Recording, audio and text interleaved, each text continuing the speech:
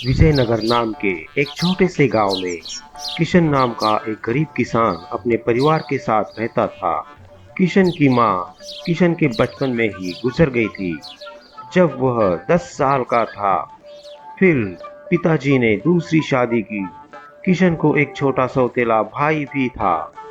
वैसे तो पिताजी के सामने सौतेली माँ और भाई किशन के साथ अच्छा व्यवहार करते थे, पर उनके पीछे दोनों भी किशन को बुरा भला कहते थे। किशन का स्वभाव अच्छा था, इसलिए दोनों भी उसके इस अच्छे स्वभाव का फायदा उठाते थे। किशन की माँ अपने बेटे को बड़े लाड़ प्यार से पालती थी। उसे वो कोई भी काम करने नहीं देती थी। सारा काम किशन को ही करना पड़ता था। लेकिन किशन ने भी कभी बुरा नहीं माना और अपना काम चुपचाप करता रहता था। अब दोनों की शादी की उम्र भी हो गई थी। दोनों के लिए लड़कियां देखना शुरू हो गया। किशन का वर्ण काला था, इसलिए कोई भी लड़की किशन से शादी के लिए तैयार नहीं हो रही थी। अब इसमें किशन का कोई दोष नहीं था, पर सौतेली माँ और भाई हमेशा उसे ताने मारते रहते थे। अरे किशन, तेरे कारण मेरे मुन्ने की भी शादी नहीं हो पाएगी। पता नहीं कौन से मुहूर्त पे जन्म दिया इसके माँ ने। खुद तो इस दुनिया से चल बसी, इसे छोड़ दिया मेरे हवाले। कोनो काम का न काज का, मुसीबत कहीं का। अब हमारे तरफ क्या देख रहे हो? जाओ जंगल से लकड़ियाँ तोड़ लाओ, वरना हम खाना नहीं देंगे और रात भर भूखा सोना पड़ेगा। फिर बेचारा किशन चुपचाप वहां से चला जाता है और मन ही मन अपनी माँ को याद करते हुए कहता है, तुम अपने साथ मुझे क्यों लेके नहीं गई माँ? कोई मुझे कुछ कहे तो मैं सह लेता हूँ, पर कोई तुम्हारे बारे में बुरा बोले ये मैं सहन नहीं कर सकता। पिताजी तो अपने कामों में व्यस्त होते हैं, उनके पास मेरे लिए वक्त ही नहीं है। किशन खुद से बातें करता हुआ दूर जंगल में पहुंच जाता है और रास्ता भी भटक जाता है। रोज जंगल में लकड़ी काटने के लिए आने वाला किशन आज अचानक रास्ता भटक जाता है। जब किशन को यह महसूस होता है कि वह एक सुनसान जगह पर आ पहुंचा है, तो वह थोड़ा घबरा जाता है और रास्ता ढूंढने की कोशिश करता है। उसे बहुत प्यास भी लगी थी। इतने में उसे एक पुराना कुआं दिखाई देता है। जैसे ही वह कुएं के अंदर देखता है, कुएं का पानी अपने आप बढ़ जाता है और ऊपर तक आ जाता है। यह देखकर किशन अचंभित हो जाता है, पर प्यास के कारण बिना कुछ सोचे वह पानी हाथ में लेकर पीता है। जैसे ही किशन पानी पीता है, अपने आप उसकी त्वचा काली से गोरी हो जाती है। यह देखकर किशन बहुत खुश हो जाता है और साथ में उसे इस बात का बड़ा आश्चर्य भी होता है। वह दिल से भगवान का शुक्रिया करता है और उस कुएं का भी, जिसके पानी से किशन गोरा हो गया था। खुशी के मारे किशन की लकड़ियां तोड़ना भी रह जाती है और जंगल से रास्ता खोजते हुए वह घर की तरफ चल पड़ता है। रास्ते में उसे एक जमींदार और उसके साथ उसका परिवार मिल जाते हैं। ए लड़के, हम रास्ता भटक गए हैं।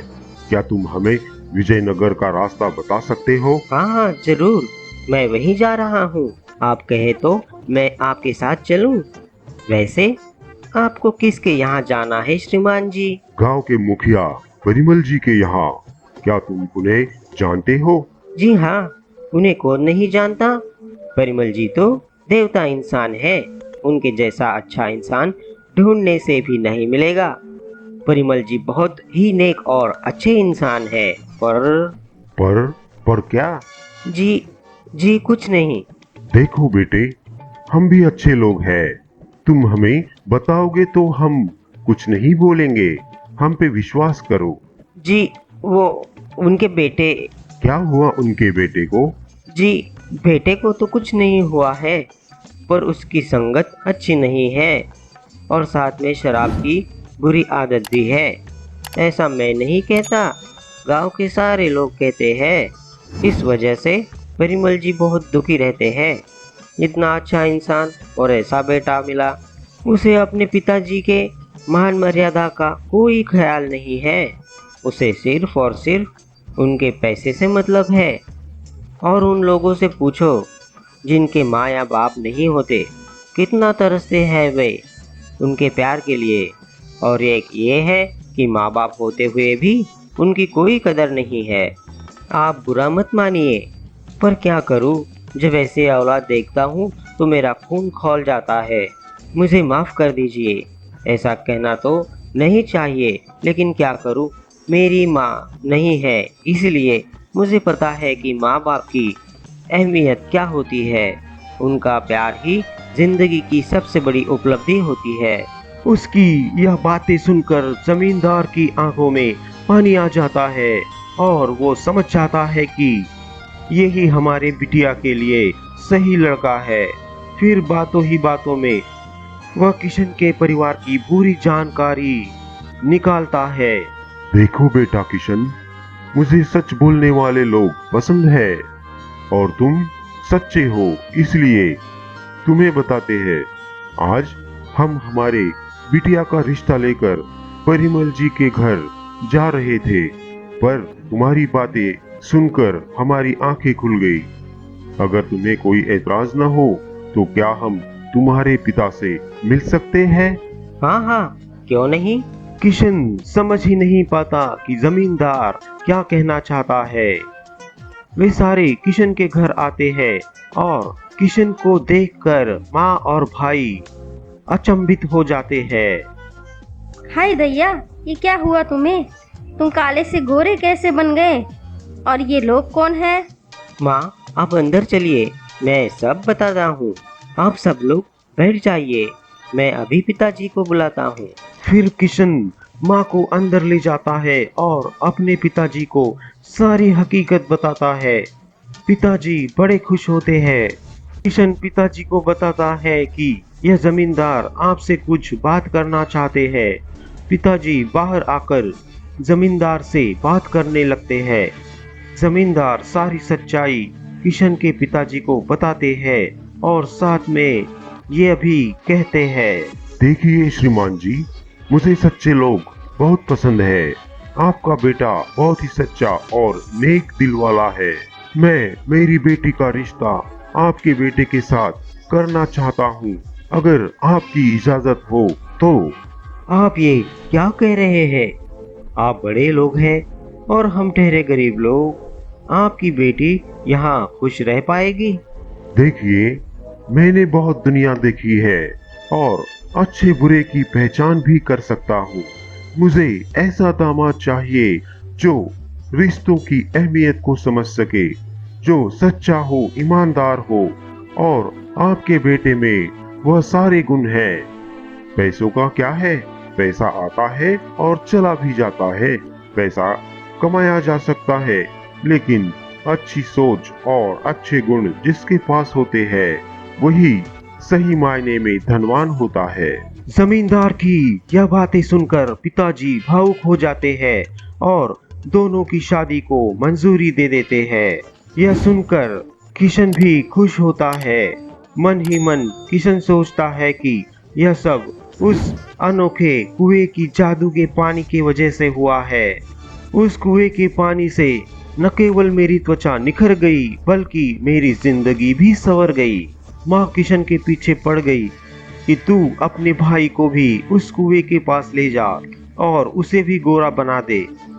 माँ के कहने पर किशन अपने भाई को फिर से उसी रास्ते से लेकर जाता है।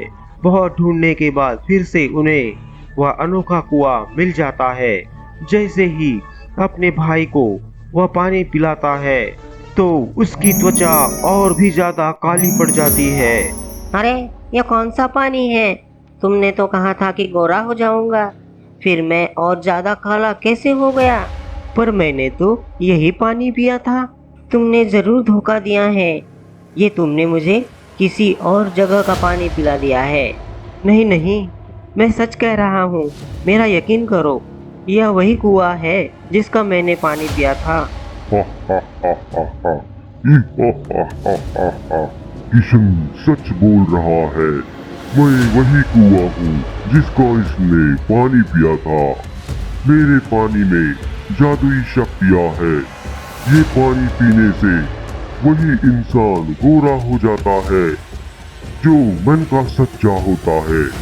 जिसका मन काला, उसकी त्वचा भी काली पड़ जाती है।